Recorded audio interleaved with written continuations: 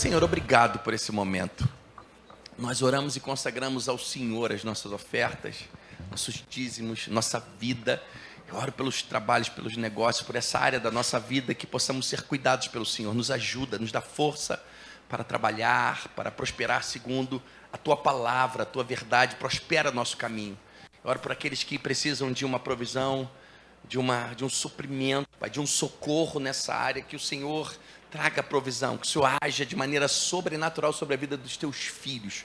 Obrigado, Pai, nós Te exaltamos e Te bendizemos em nome de Jesus. Senhor, nós também Te agradecemos.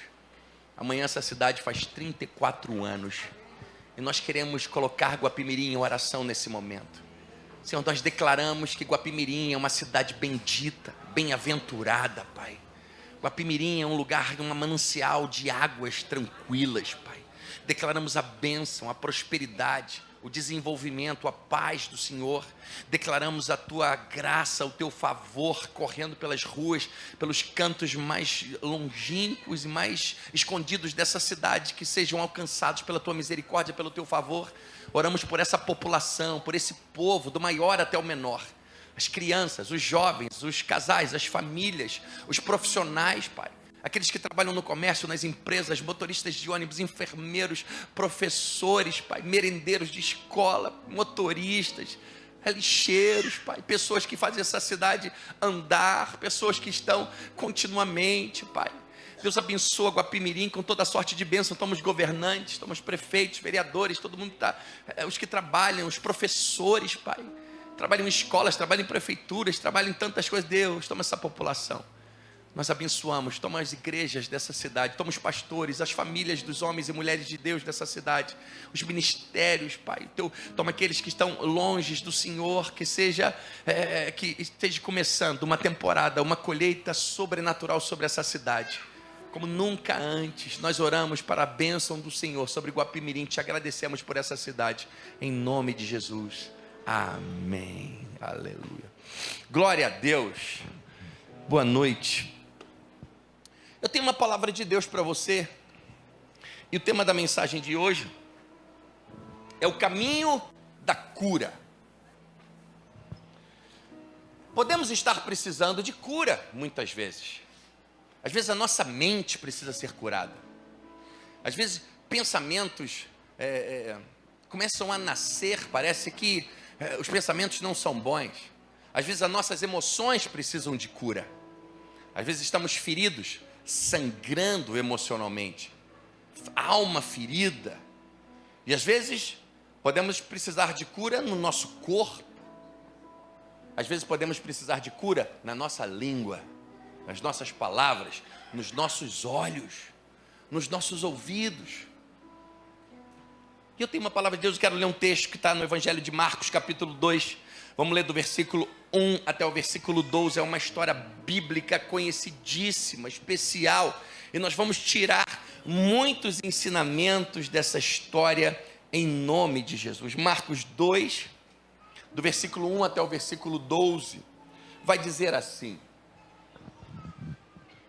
poucos dias depois, tendo Jesus entrado novamente em Cafarnaum, o povo ouviu falar que ele estava em casa. Voltou a Cafarnaum, então ele estava em casa, na casa dele.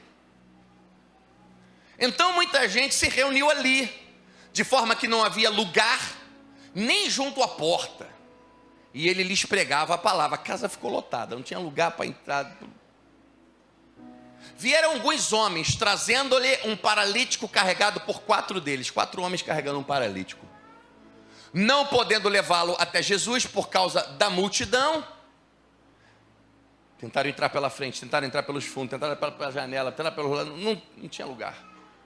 Removeram parte da cobertura do telhado, do lugar onde Jesus estava, que era a casa dele.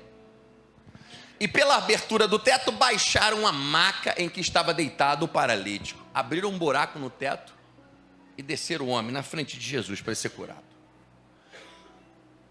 Vendo, olha só que interessante, Jesus viu o quê? Viu a fé. Vendo a fé que eles tinham, Jesus disse ao paralítico: filho, os teus pecados estão perdoados. Os caras descem um homem pelo telhado, ele fica na frente de Jesus esperando ser curado.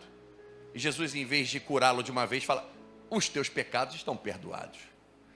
Estavam sentados ali alguns mestres da lei, raciocinando em seu íntimo, religiosos da época. Porque quando Jesus fala os teus pecados estão perdoados, eles começaram a ficar dentro de si pensando: por quê? Por que esse homem fala assim? Quem está pensando que é? Está blasfemando. Quem pode perdoar pecados a não ser somente Deus? Jesus percebeu logo em seu espírito que era isso que eles estavam pensando e lhes disse: por que vocês estão remoendo essas coisas em seu coração? Que é mais fácil dizer ao paralítico: os seus pecados estão perdoados, ou levante-se, pegue a sua maca e ande? Mas para que vocês saibam que o Filho do Homem tem na terra autoridade para perdoar pecados, disse ele ao paralítico: eu digo a você, levante-se, pegue a tua maca e vá para a tua casa. Eu gosto de uma tradução que diz assim: pegue a tua maca e vá pelo teu caminho. Ele se levantou, pegou a maca e saiu à vista de todos, que atônicos glorificavam a Deus, dizendo: nunca vimos nada igual.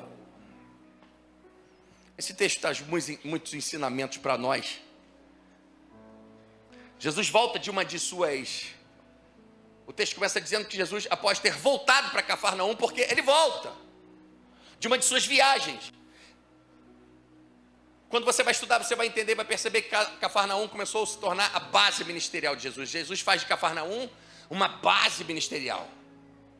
Então ele volta para a sua base ministerial. Cafarnaum era uma cidade estratégica. Tinha uma alfândega. Cafarnaum era uma cidade muito movimentada, porto. Então, uma rota comercial. Então, mesmo Jesus parado, tinha gente de todos os lugares passando. Ele pregava para todo mundo, muita gente. Ao mesmo tempo, ele falava com muita gente em muitos lugares diferentes. Então, Cafarnaum foi estabelecido como uma base ministerial. No capítulo 2 de Marcos, é onde realmente começa os embates com os religiosos. No capítulo 1, nós vemos o ministério de Jesus aflorando, crescendo, ganhando notoriedade, Jesus ficando muito conhecido. Mas no capítulo 2 é realmente onde começam os embates com os religiosos. A resistência dos religiosos com Jesus no intuito de manchar a sua reputação, de apagar a popularidade dele. Porque a fama de Jesus se espalhava por toda a região, e isso incomodava os religiosos da época, porque Jesus pregava o reino de Deus, ia de encontro a tudo aquilo que eles criam, acreditavam e pregavam também. A popularidade de Jesus crescia, começou a crescer muito a cada momento. O que eu aprendo com o capítulo 2 de Marcos, que é justamente onde os embates, a resistência, a oposição começa a se levantar de maneira feroz contra o ministério de Jesus e contra o próprio Jesus. Justamente quando o ministério dele começa a crescer, ganhar notoriedade. Aprenda uma coisa: você não pode querer crescer, avançar e não enfrentar resistência. Você não pode querer crescer, se desenvolver e não enfrentar oposição. Por quê? Porque o crescimento e a oposição andam de mãos dadas. Não há como você querer crescer e não enfrentar resistência, não enfrentar oposição, não enfrentar embate. Eles andam juntos, eles caminham juntos. Você não pode querer crescer e não enfrentar as batalhas que o crescimento, que estão no caminho do desenvolvimento e do crescimento. Jesus está em casa. Alguns historiadores vão dizer que era a casa de Pedro.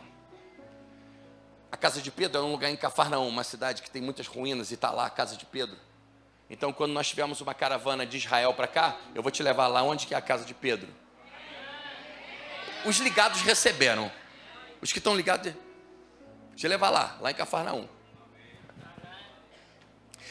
Alguns historiadores vão dizer que era a casa de Pedro. Outros historiadores vão dizer: não, Jesus, alguém deu uma casa para Jesus, era a casa que ele tinha. Mas enfim, estava na casa que era dele.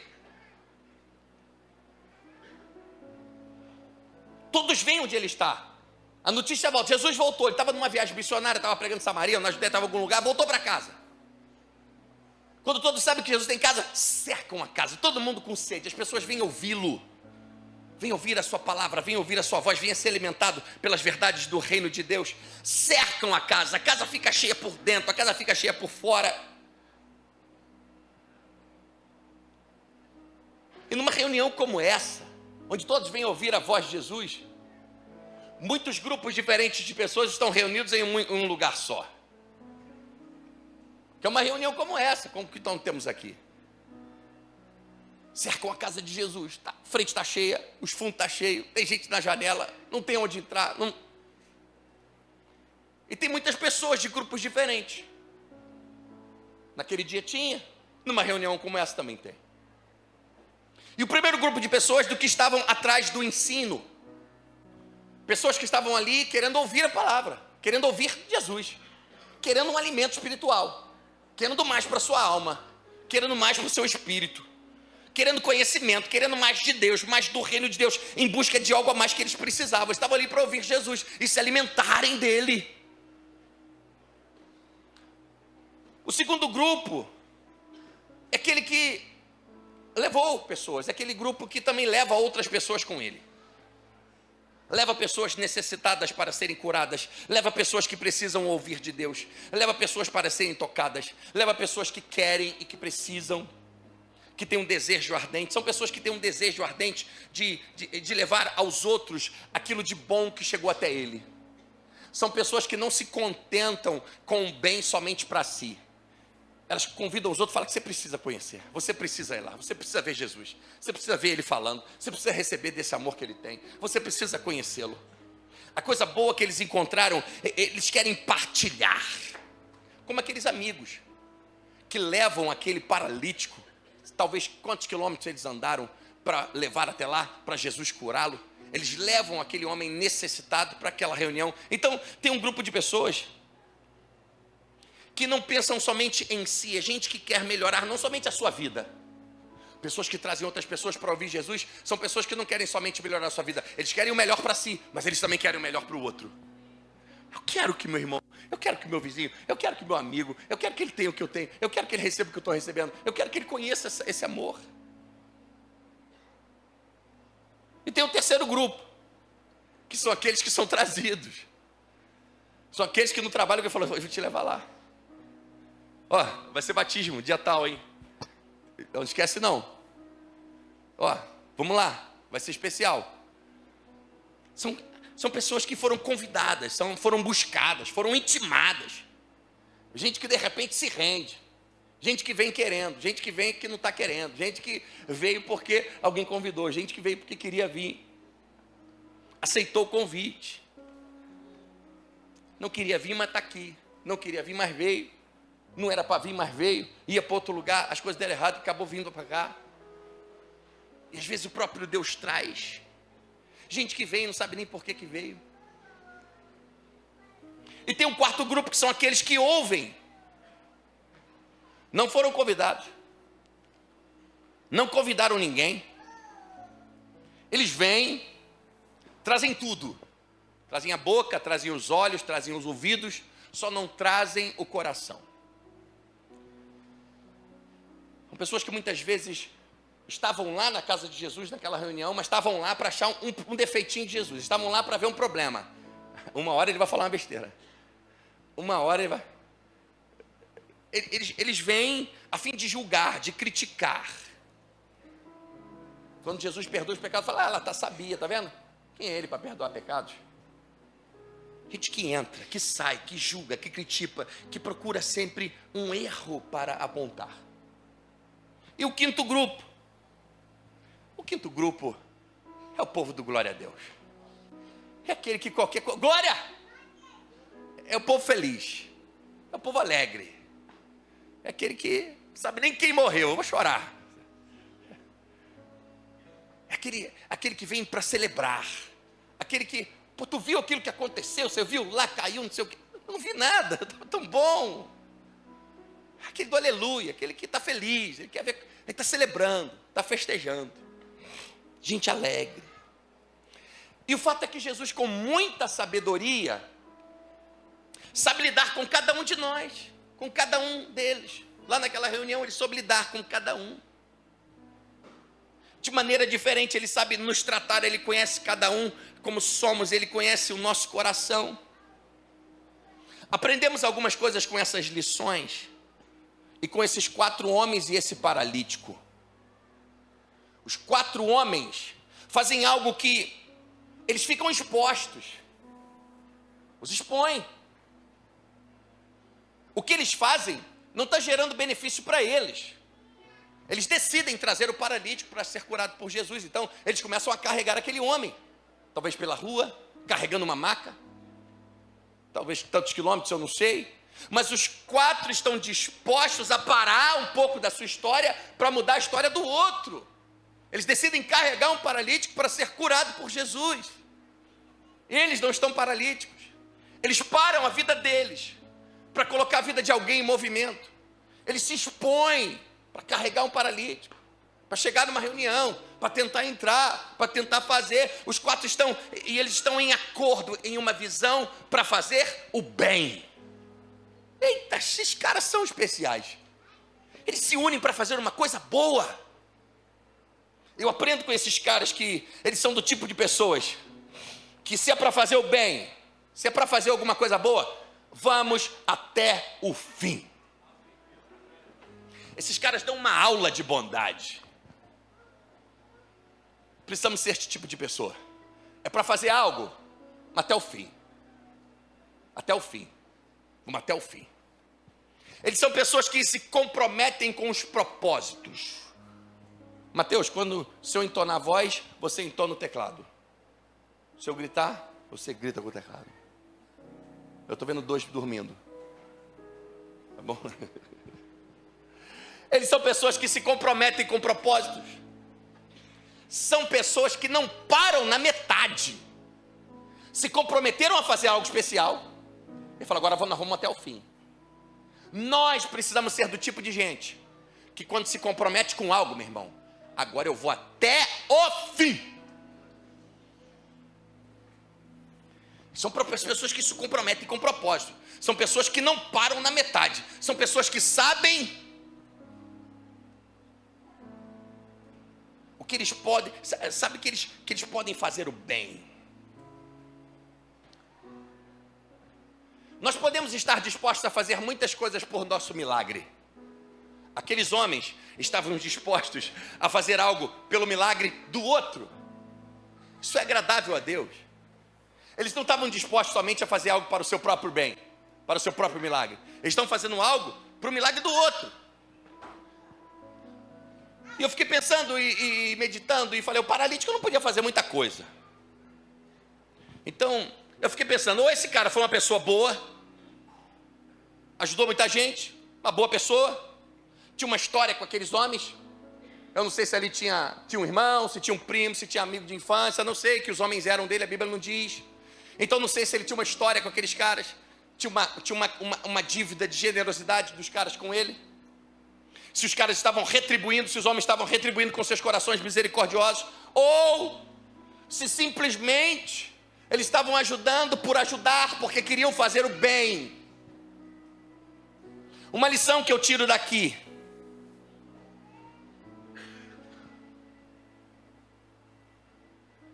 esteja perto de pessoas que serão capazes de lutar por você, se for preciso.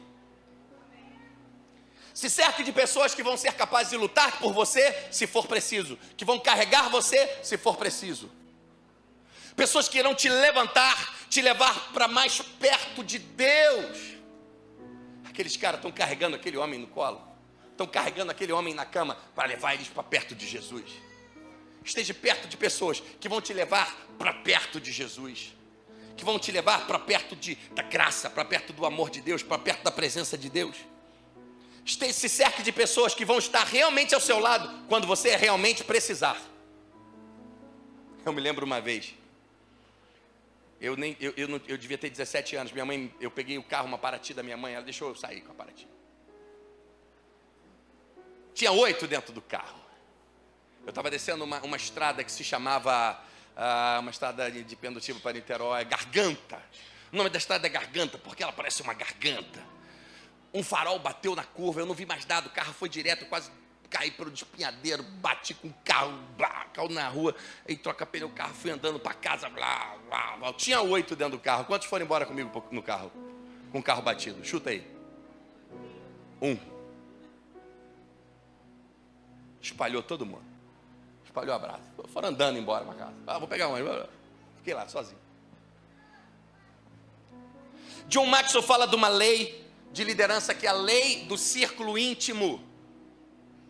Ele fala sobre essa lei de liderança, e essa lei vai nos mostrar que talentos extraordinários podem ganhar uma partida. Alguém muito talentoso pode fazer um gol aos 45 do segundo tempo. O talento pode ganhar um jogo, mas uma equipe é capaz de ganhar um campeonato. Então se cerque de pessoas. Tenha no seu círculo íntimo pessoas que vão te ajudar a ganhar um campeonato. Eu aprendo uma coisa: tenha critérios e cuidado com as pessoas que irão poder desfrutar da sua intimidade. Algumas pessoas não têm critérios na sua alma, não têm critérios de entrada para a sua vida. Tenha critérios com as pessoas que você realmente vai se relacionar, vai se abrir e vão ter liberdade com a sua vida e com a sua história. Tenha critério com as pessoas que irão desfrutar da sua intimidade, porque os falsos desfrutam e depois eles defraudam. Eles chegam na casa de Jesus carregando o paralítico e não conseguem entrar. Chegam na casa de Jesus, querem levar o paralítico diante de Jesus para ser curado. Chegam pela porta da frente e não conseguem entrar. Não dá para passar. Vão pela porta do fundo, da cozinha, não dá para entrar. Janela do quarto, janela da sala, janela lateral, janela do banheiro. Não dá, a casa está envolvida, a casa está tomada. E além de estar cheio, não ter lugar para entrar, não há uma sensibilidade das pessoas, porque eles estão carregando o paralítico em uma maca. Eles estão chegando com o paralítico numa maca. E as pessoas não, vamos deixar passar, deixa entrar, olha aí, abre espaço. Não. Calma aí, eu cheguei primeiro. Mas é o paralítico, eu quero saber que é paralítico. Essa não. Cheguei primeiro. Não há uma sensibilidade das pessoas em deixar o paralítico entrar. As pessoas estão na frente, as portas estão fechadas, as janelas estão fechadas. Não tem lugar para passar. As pessoas não facilitam. Talvez você esteja vivendo tempos em que as pessoas não estão facilitando para você. A vida não está facilitando para você. Parece que quem deveria facilitar, parece que não está tendo sensibilidade com o seu problema.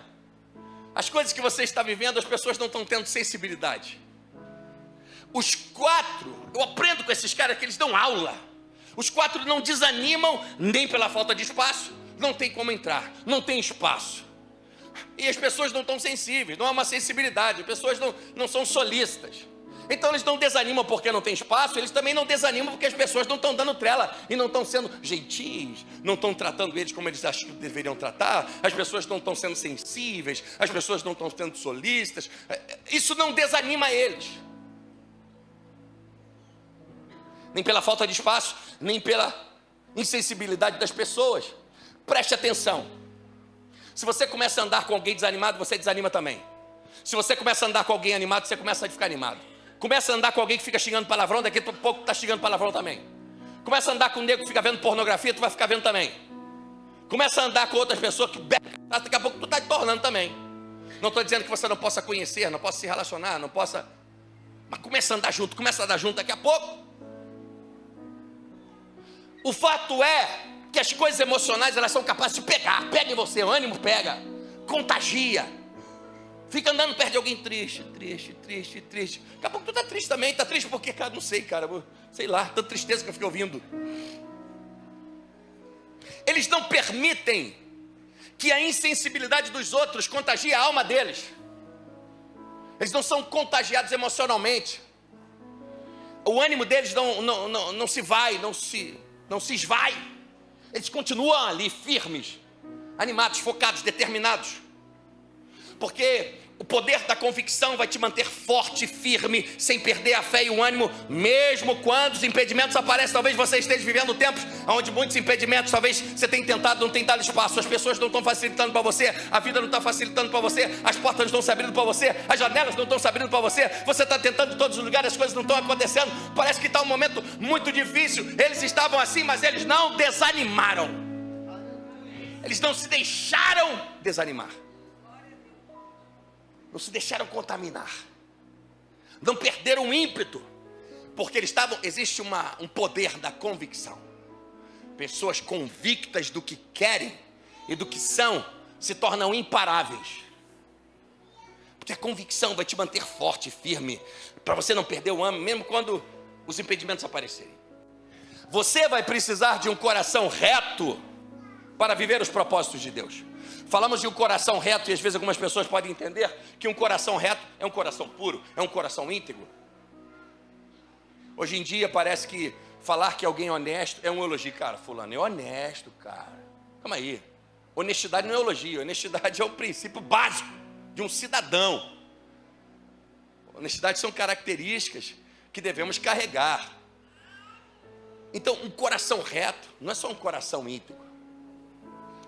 1 Reis 15:5 vai dizer: pois Davi fizera que o Senhor a prova, não deixara de obedecer a nenhum dos mandamentos do Senhor durante todos os dias de sua vida, exceto no caso de Urias o hitita. Então, esse texto vai dizer que em tudo que Davi fazia, exceto no caso de Urias, quando ele caiu com Betseba, que ele vacilou feio, mas Davi conseguia se manter firme no propósito e nas direções de Deus, andando em linha reta, seguindo firme na jornada e no propósito, para onde Deus queria que ele fosse.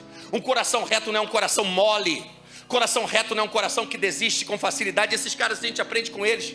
Um coração reto se mantém no caminho, independente do que ele encontra pela frente. Se a porta está aberta, se a porta é fechada, se a janela está fechada, se facilitaram, se não facilitaram, se foram sensíveis, se foram insensíveis, se abriram a porta para você, se não abriram, se foram educados, se foram gentis, se trataram você bem, se trataram você mal. Você tem um coração reto, você sabe o que tem que fazer, você sabe para onde está indo. Eu não vou desanimar, eu tenho uma direção de Deus, foi dada por Deus, eu vou continuar, independente daquilo que esteja acontecendo. Você segue, você não para, você permanece com os seus passos firmes. A Bíblia vai dizer que Deus firma os passos de um homem justo. Deus firma os teus passos. Pessoas que estão determinadas em viver o propósito, em alcançar o seu destino.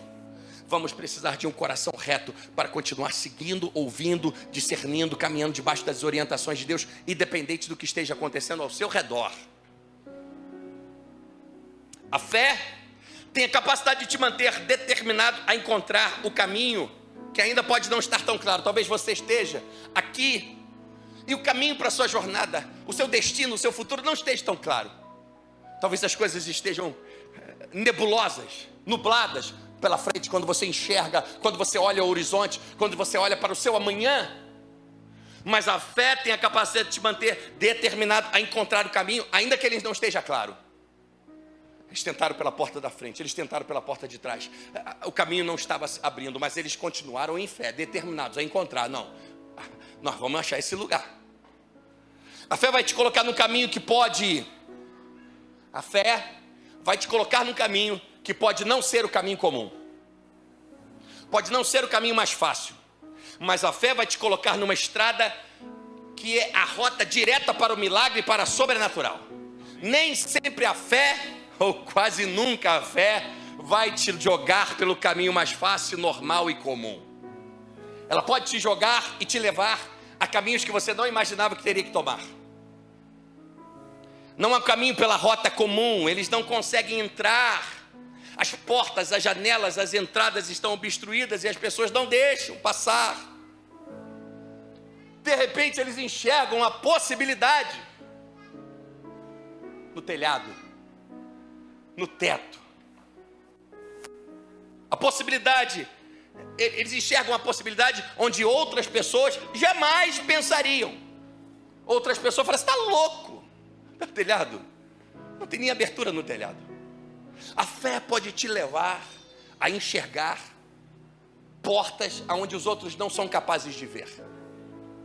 Hebreus 10, 19 e 20 vai dizer assim: portanto, irmãos, temos plena confiança para entrar no Santo dos Santos pelo sangue de Jesus, por um novo e vivo caminho que Ele nos abriu por meio do véu, isto é, do seu corpo. A Bíblia fala, Hebreus vai dizer, na carta aos Hebreus, o escritor vai dizer para termos plena confiança, ousadia e intrepidez para entrar pelo Santo dos Santos. Ou seja, precisamos ser ousados às vezes, em fé, para viver as coisas de Deus, até para entrar e estar na presença de Deus. Você vai precisar de uma dose de ousadia, de intrepidez para viver as coisas de Deus pela fé. Eu aprendo algo. Não desista se você não está vendo a porta ou a solução. Só para a gente sair do comum, cutuca alguém do seu lado e fala assim: não desista se você não está vendo a porta. Se você não está vendo a solução, não desista. Depois que você falar isso para alguém, fala assim: glória a Deus, só para a gente sair da normalidade. Vocês estão muito quietos. Não desista se você não está vendo a porta ou a solução. Porque na verdade a solução não é a porta. Às vezes queremos, se a porta abrir, vai tudo mudar. Se a porta abrir, vai tudo mudar. Às vezes a solução não está na porta. A solução está no Deus que a gente encontra, quando é capaz de permanecer e não desistir e lutar até chegar a Ele. A solução está nele. Até porque Jesus, em um determinado momento, Ele vai dizer: eu sou a porta. Marcos 2, versículo 4 diz assim: não podendo levá-lo até Jesus por causa da multidão, removeram parte da cobertura do telhado. Abriram o telhado. Removeram parte da cobertura do lugar onde Jesus estava e através de uma abertura do teto baixaram a maca que estava deitado do paralítico. Eu posso imaginar os 4 não achando caminho, nem pela frente, nem por trás, nem pra... Não dá para entrar, tudo fechado, ninguém facilita. E eles começam: não, a gente veio até aqui, nós vamos até o fim. Não vamos desistir não. Eu posso imaginar um dos 4 dizendo assim: não tem como entrar, não dá. Aí o outro fala: a gente tem que encontrar uma entrada. A gente tem que encontrar. Aí um diz assim: vamos subir. Não tem espaço aqui. Vamos subir. Subir aonde? No telhado, E vamos abrir um buraco do telhado. E vamos botar umas cordas na maca. E vamos descer ele na frente do mestre. Não tem como Jesus não ver. Eu imagino o outro: você está maluco? Tô. O outro fala: vamos abrir o telhado. Vamos. E eles decidem. Na verdade, eu olhando esse texto, começo a pensar o que vale a pena fazer por um milagre. Na verdade, não o que vale a pena, mas até onde você pode ir por um milagre. Até onde você está disposto a ir para viver o seu milagre. O que você está disposto a fazer para viver o seu milagre, não um sacrifício pelo seu milagre, mas até onde você está disposto a permanecer, a continuar reto, a resistir. A Bíblia diz: resista ao diabo e ele fugirá de vós. Até onde você está disposto a resistir, até onde você está disposto a aguentar, até onde você está disposto a permanecer, até onde você está disposto a aguentar firme em fé e não ceder para o inferno, para o pecado e para as trevas. Que desafio você está disposto a enfrentar? Até onde você está disposto a ir para viver aquilo que Jesus pode realizar na sua vida? Eles tinham uma opção: vamos ficar do lado de fora, pô.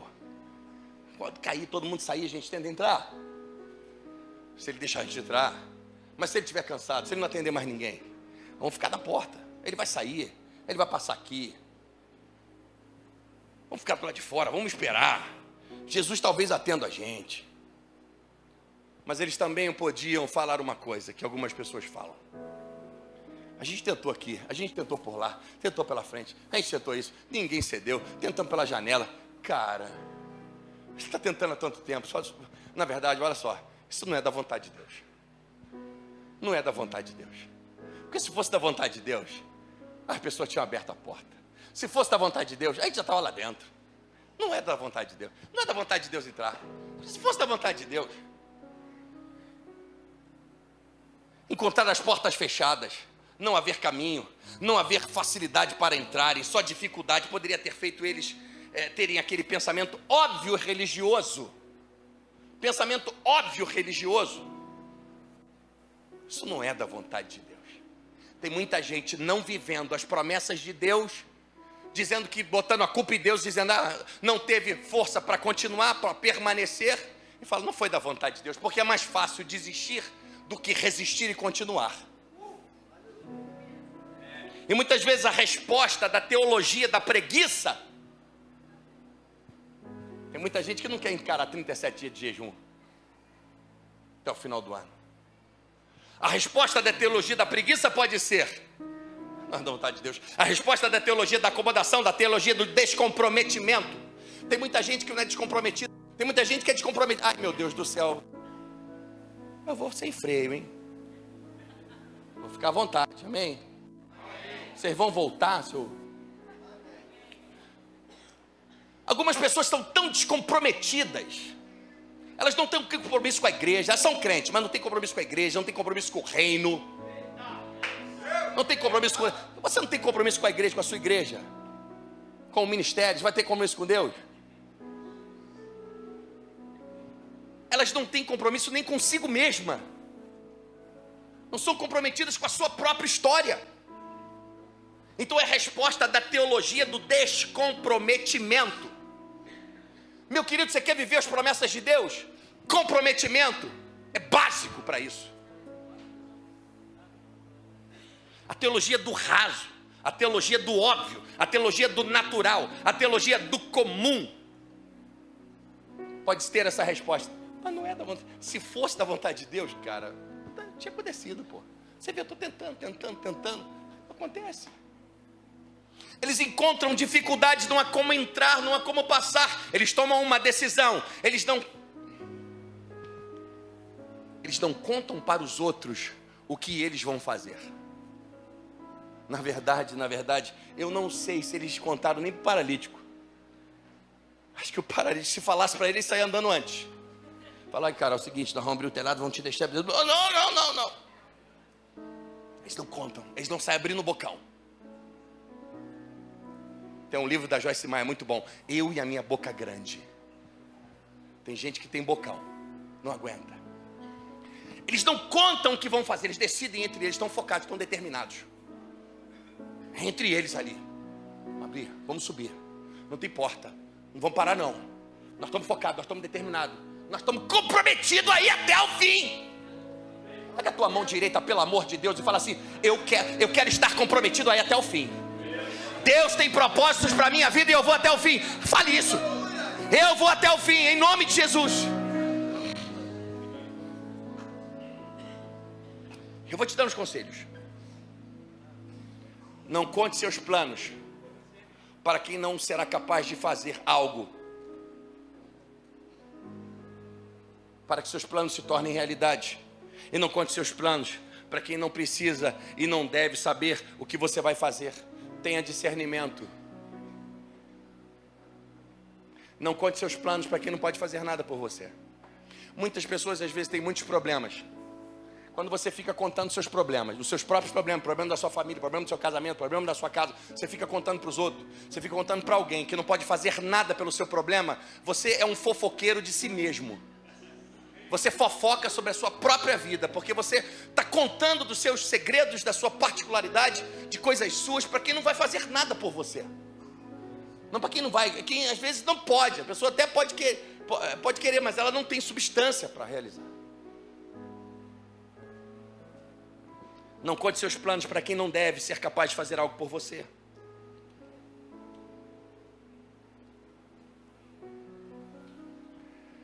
Aqueles caras não se deixaram contaminar emocionalmente. As pessoas foram insensíveis, as pessoas não abriram a porta, as pessoas não deixaram passar, mas eles se mantiveram firmes. Eles não deram lugar à alma. Se você der muito lugar para a sua alma, você começa a ser guiado pelas suas emoções. Quando você é guiado pelas suas emoções, você deixa de ser guiado pela fé. Quando você deixa de ser guiado pela fé, você não está sendo guiado pela voz de Deus. Porque a voz de Deus vai estar na fé e não nas suas emoções. Aqueles caras não deixa as emoções. Preste atenção. Não ouça conselhos da sua alma quando a sua fé estiver em ação. Tem hora que você tem que botar a sua alma de lado. Tem hora que você tem que botar as vontades da sua alma de lado. Fica quieto aí. Por que te abates, ó minha alma? Davi falando. O espírito dele falando com a alma dele. Ô alma, está abatida por quê? Cala tua boca. Fica quieta na sua. Espera aí, fica quietinha. Espera em Deus. Espera aí, senta aí. Senta aí, quem manda aqui sou eu. O espírito está no controle, alma, fica quieta. Não vou te ouvir, não vou te obedecer. Você não vai mandar aqui, quem manda aqui sou eu. Por isso que a Bíblia diz para nós andarmos em espírito. O que é andar em espírito? É ser guiado espiritualmente. Não é tua alma que guia a sua vida, não é o teu corpo que guia a sua vida. Porque se o seu corpo guia a sua vida, você é guiado por instintos. Você é guiado pelos seus sentidos. Então não são os seus sentidos que te guiam, não são os seus sentimentos que te guiam, é a tua fé que te guia. E a fé está na verdade, está na palavra de Deus. Então é a verdade de Cristo que te guia. Então você é guiado, você anda por fé e não por vista.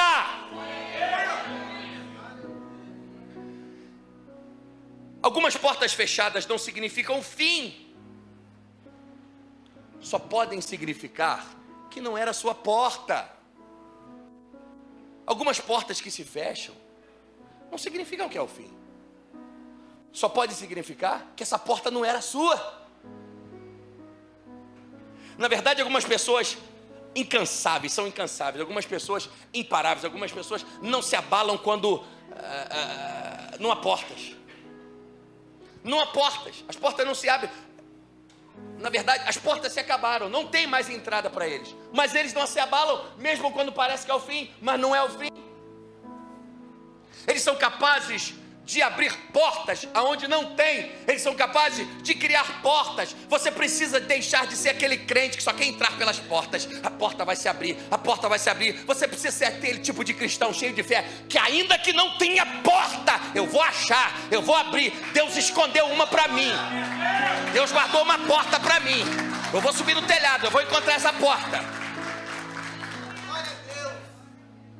Às vezes algumas portas não estão visíveis para você. Porque se Deus deixar a sua porta aparente, alguém pode entrar pela porta que é tua. Eles não acham a porta, porque a porta deles não estava naquele nível, estava no outro nível. A porta deles não estava ali. Eles rodaram a casa, na frente, atrás, pelas janelas, pela lateral, não tem porta.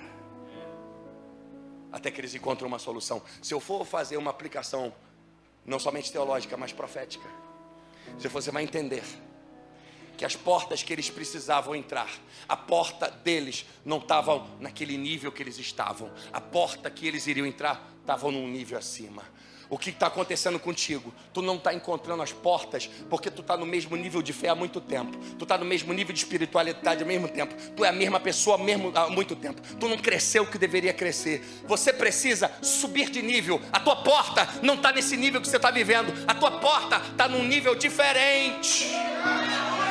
Sobe de nível que tu vai encontrar a tua porta.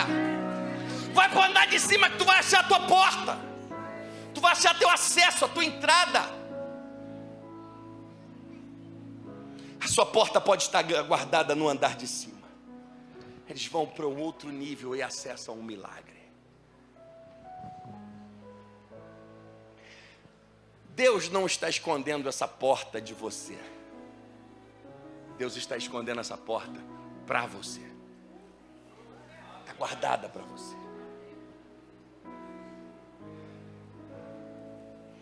Na verdade, o fato deles terem sido impedidos de entrar, terem visto, experimentado a insensibilidade de pessoas. Vou te falar uma coisa. Daqui a pouco, você vai dar graças a Deus pelas portas na cara que você tomou. Você vai dar graças a Deus por o que fizeram com você. Você vai dar graças a Deus porque te mandaram embora. Você vai dar graças a Deus porque não abriram a porta. Você vai dar graças a Deus porque foram insensíveis para você. Porque se eles não tivessem sido insensíveis, você não teria descoberto o nível de cima. Algumas resistências, alguns embates, algumas portas fechadas, na verdade, não são para o nosso mal. Elas são coisas que vão fazer o bem, vão nos jogar para cima, vão nos fazer pensar, vão nos fazer forçar, vão nos fazer querer. Na verdade, as portas fechadas são elas que podem nos jogar para níveis maiores e nos fazer experimentar milagres. E o interessante é que no versículo 5, o texto diz que Jesus, vendo a fé deles, Jesus viu a fé que eles tinham. Quando o buraco abre, eles abrem o buraco, Davi. Desce o paralítico, Davi. O paralítico pousa nos pés do mestre. Jesus não fica olhando o buraco, Jesus não fica olhando a poeira, Jesus não fica reclamando. Jesus viu a fé. Jesus não ouviu sobre a fé, Jesus não sentiu a fé deles. Jesus viu a fé. Pois a fé tem a ver com ação, a fé tem a ver com movimento. A verdadeira fé, ela materializa as coisas, ela se materializa. É igual amor. O amor não pode ficar só nas palavras, o amor precisa ser materializado. O amor aparece, não aparece no eu te amo, I love you, meu bem, sou o amor da minha vida. O amor não aparece aí. O amor aparece realmente nas ações que acompanham, as ações que concordam com essa declaração.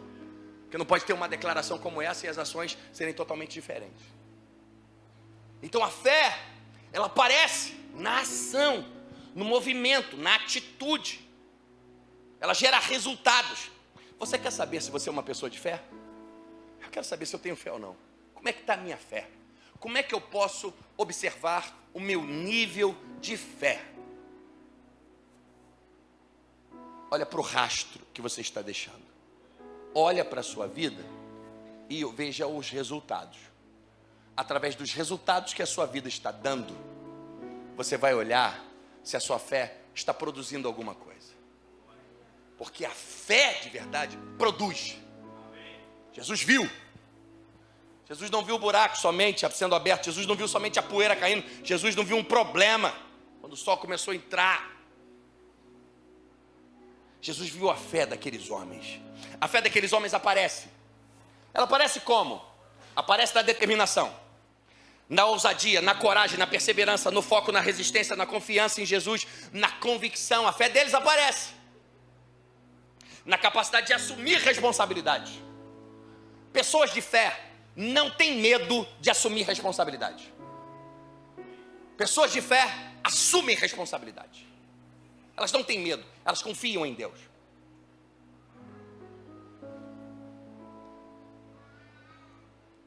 Eles interrompem a pregação de Jesus. Jesus está lá pregando, eles abrem um buraco no teto. Rony, interrompem Jesus. Começa a descer um homem na frente dele. Interrompe. Eles descem a maca na frente de Jesus. A atitude dele está falando, a ação dele está clamando. Eles não precisam dizer nada, eles fizeram algo. Preste atenção. Não será somente as suas orações que vão gerar resultados, porque as suas orações, as suas ações, a maneira como você vive precisa estar em concordância com as suas ações. Tem muita gente que está orando de um jeito, vivendo de outro. Aí a sua oração não é respondida, não tem resultado. Porque Deus está olhando para você, Ele não está só ouvindo a sua oração, Ele quer ver a sua fé através das suas ações. Porque não adianta orar de um jeito e viver de outro. A sua maneira de viver precisa estar alinhada com a sua maneira de orar. Eu me lembro do texto onde Deus fala: Moisés, por que clamas a mim? Diga ao povo que marcha. Agora não está na hora de orar, agora está na hora de andar. Eu quero ver tua fé, não quero ouvir você falar. Moisés, por que clamas a mim? Não quero te ouvir não, cara. Já te ouvi pra caramba. Agora eu quero ver ação, rapaz. Talvez Deus esteja falando para você: estou querendo te ouvir não que você não tenha que orar. Mas Deus está falando: eu já te ouvi muito, agora eu quero ver você agir, quero ver você fazer, quero ver a tua fé, quero ver do que você realmente é capaz. Muita coisa não acontece na nossa vida porque a gente não materializa a fé, a gente não age. Não foi da vontade de Deus. Pô, tentei, porta fechou, me deixaram, me trataram mal, fui lá, ó, todo mundo aí, ninguém tem mais amor não, tem mais o amor sumiu da terra. Mais amor, ninguém ama mais ninguém. Tem que ver o que fizeram comigo, ver como é que me trataram. Não dá não, cara, não dá para ser crente não, desistir mesmo.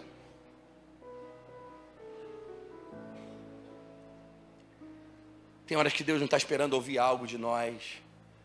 Tem hora que Deus está olhando e querendo ver realmente o que nós somos capazes de fazer com tudo que Ele já fez por nós. Tem hora de buscar poder. Tem hora de buscar poder. Mas tem hora de fazer alguma coisa com o poder que você já recebeu, pelo amor de Deus. Tem gente que busca poder, mas o poder não gera nada. O que é poder? Qual o significado de poder? O poder é uma capacitação, unção, capacitação para realizar algo. Você recebe muito poder, mas não realiza nada. Que poder é esse? Jesus vê um homem paralítico, desce numa máquina diante dele. E o homem desce ali, Jesus olha para o homem, em vez de falar, levanta aí, curar ele. Jesus fala, teus pecados estão perdoados. Jesus olha ele e perdoa os pecados dele. Não cura ele de imediato. Jesus diz, seus pecados estão perdoados. Eu imagino aquele homem deitado. Ele é paralítico. Quando Jesus dá um comando para ele levantar, ele levanta. Então ele ouvia. Ele também devia ver. Ele também devia falar. A gente vê que em todo o trajeto, em toda a história, esse homem está trancado. O homem não fala, o homem não se move, o homem não reclama. Ele está trancado ali. Mas eu imagino, pousaram ele diante de Jesus, desceu por corda, ele está lá olhando Jesus pregar, uma multidão olhando para ele, deitado, esperando ser curado. E Jesus fala para ele, seus pecados estão perdoados. Ele está aos pés de Jesus. O texto diz que ele é paralítico. Existia uma expectativa de cura. Ele estava ali na expectativa de ser curado. É óbvio, amém, gente? Mas Jesus não cura de imediato.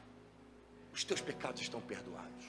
Aí eu me lembrei do texto de 1 Samuel 16, versículo 7, que diz assim, o Senhor contudo disse a Samuel, não considere a sua aparência nem a sua altura, pois eu o rejeitei. O Senhor não vê como um homem vê a aparência, mas o Senhor vê o coração. Deus não vê estereótipos. Deus não vê exteriormente. Deus vê interiormente. Jesus está olhando aquele homem, não está olhando a paralisia das pernas, a paralisia da coluna, a paralisia do corpo. Jesus está olhando a paralisia dentro dele. Jesus não olha fora, Jesus primeiro olha dentro. Porque Deus não vê como o homem vê. O homem vê somente a aparência, o estereótipo, o exterior. Deus vê o coração. Jesus enxerga o que o homem realmente precisava, não o que o homem desejava. Às vezes Deus trata a gente da maneira que a gente não espera, porque a gente acha que Deus vai tratar a gente com aquilo que a gente deseja, e Ele trata com aquilo que a gente precisa. Às vezes você pode ir a um médico, o médico vai falar assim, você gosta de pizza, você gosta de macarrão, você gosta de hambúrguer, mas você tem que comer salada, você tem que comer tomate, você tem que tomar suco e não refrigerante. Porque o médico vai falar do que a gente precisa e não do que a gente deseja. O modelo de Jesus tratar conosco, primeiro, não é o que a gente deseja. Primeiro ele vai no que a gente precisa. Existem momentos que esse é o modelo de tratamento de Deus conosco. Existem momentos em que Deus não nos coloca de pé para andarmos de imediato. Ele não nos põe para andar de imediato. Ele nos prepara, Ele nos ajusta. Ele nos fortalece para que a gente possa permanecer de pé quando Ele opera o milagre.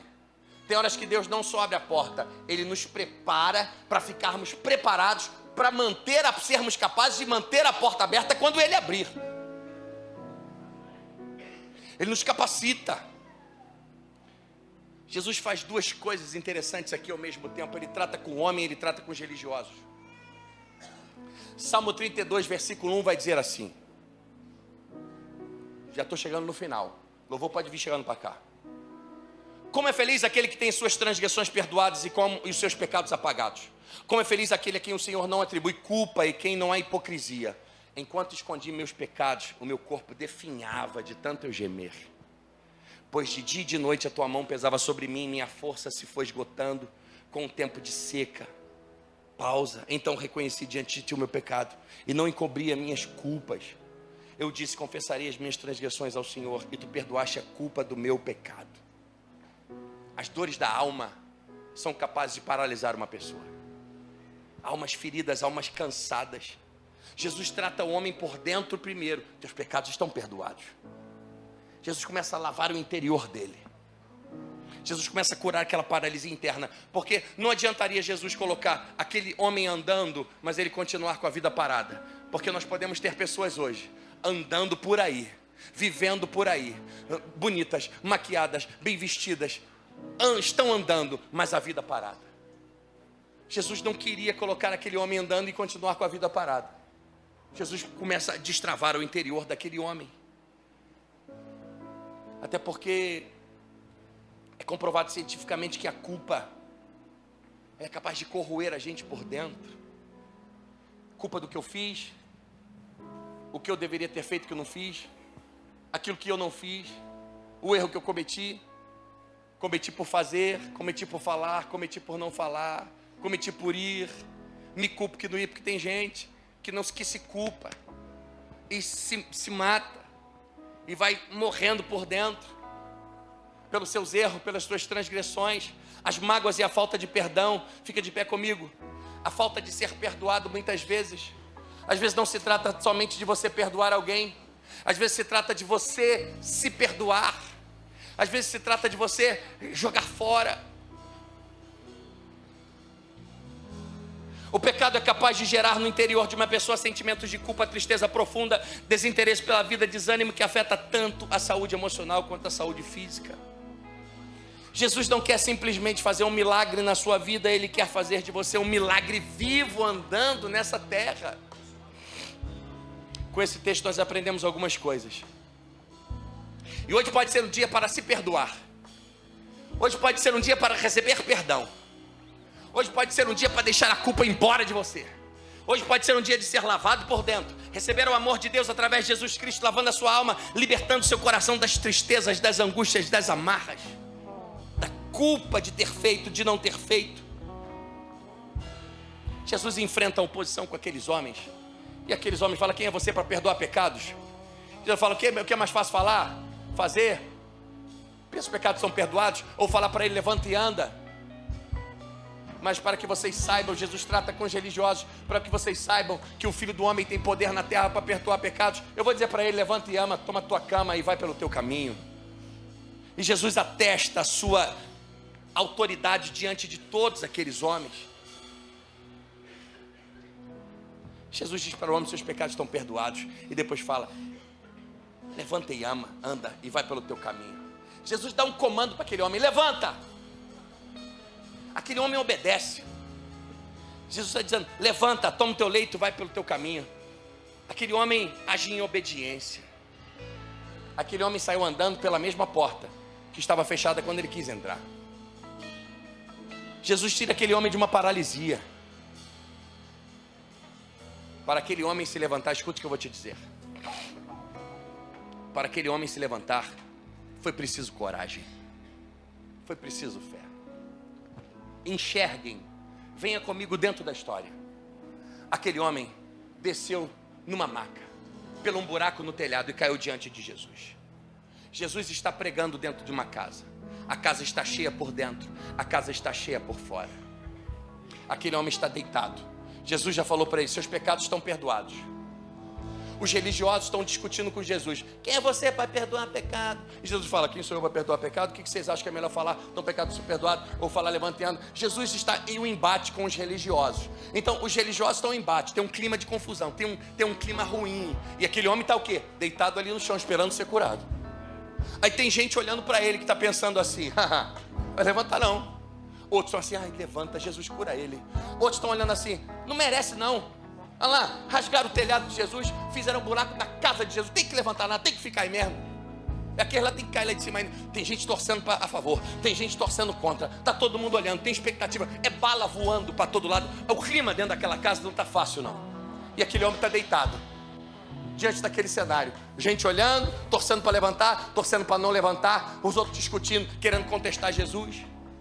Uns dizendo que ele não devia estar nem ali, como é que atrapalha a reunião, queria ouvir mais Jesus. E gente insatisfeita, a bala voando. E aquele homem está ali, e Jesus fala para ele: levanta e anda.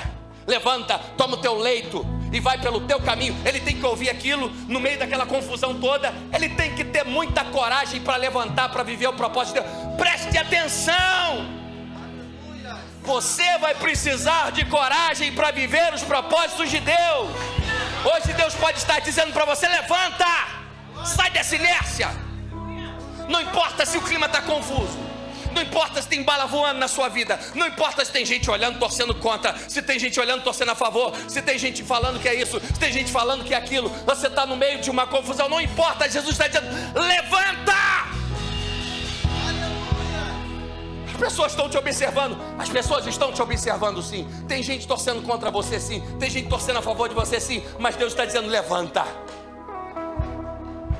A situação não está favorável para você, não estava favorável para aquele homem, ele estava deitado, não estava favorável, mas Deus falou: levanta! Não importa o que esteja gritando à sua volta, se a oposição e a adversidade estão falando alto, não se intimide. Existe um espírito, que é um espírito de intimidação, que ele vem para te pressionar. Não, vai levantar não, fica deitado, vai avançar não. Toda vez que você quer crescer, uma coisa vem te pressionar. Não vai não, não vai não. Você quer ir, é pressão contra. Intimidação te deixa assustado, te deixa aflito, te deixa amuado, e te deixa perturbado, e te deixa de um jeito, e te deixa enlouquecido, te deixa destabilizado, te faz sentir impotente, te faz sentir fraco. Espíritos para te intimidar e te manter no cativeiro e no mesmo lugar há anos. Hoje Jesus está dizendo: tu não vai ficar nesse lugar. É para levantar, tem que ter coragem. Rompa! Seja livre hoje de todo espíritos de intimidação que operam na mente, nos sentimentos e na alma. Eu te repreendo, sai em nome de Jesus. Cai por terra hoje, cadeias sejam quebradas pelo poder do sangue, pelo poder do nome de Jesus. Hoje pode ser o seu dia, quando Deus quer mostrar do que Ele é capaz. Ele procura alguém com problemas. Se você está com problemas, você está no lugar certo. Jesus diz ao homem: levanta.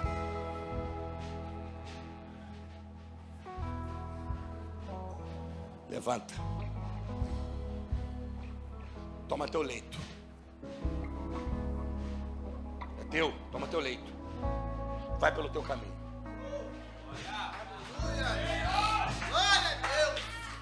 O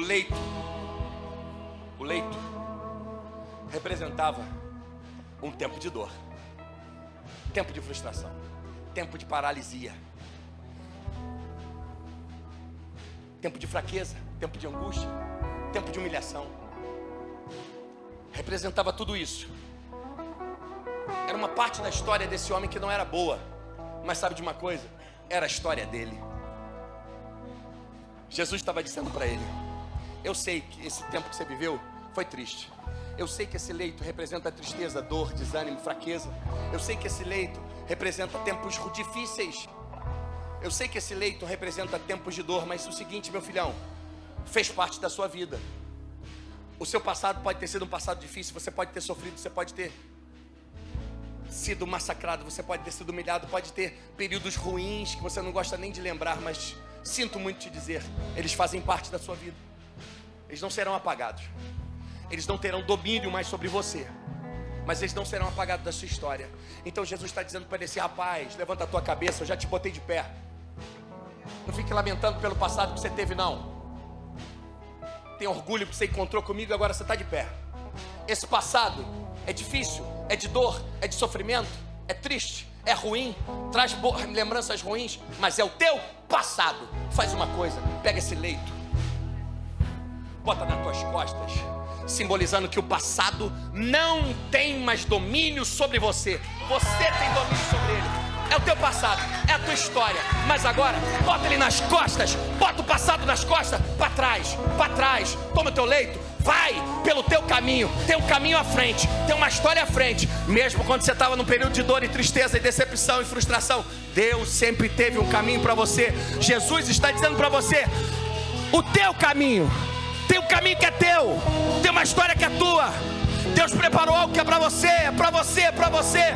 Vira para alguém que está do teu lado e fala assim: tem uma história tua, tem uma história tua, tem um futuro teu para você viver. Deus preparou algo especial, é teu. Toma o teu leito, esse passado não te domina mais. Toma o teu leito, vai pelo teu caminho. Pega as tuas mãos para o alto. Tem algo fogo de Deus operando sobre você.